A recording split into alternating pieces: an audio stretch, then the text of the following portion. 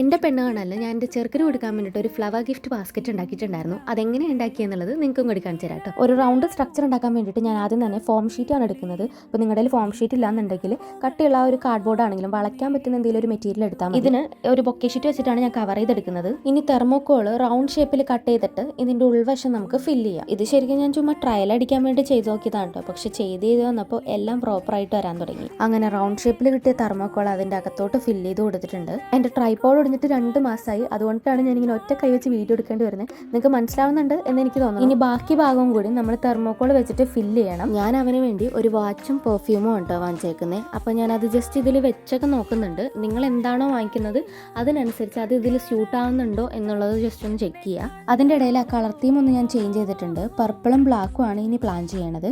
അത് നിങ്ങൾക്ക് അറിയാവുന്നതുപോലെ അതിൻ്റെ താഴ്വശം സൈഡൊക്കെ ഒന്ന് ഒട്ടിച്ചു കൊടുക്കുക.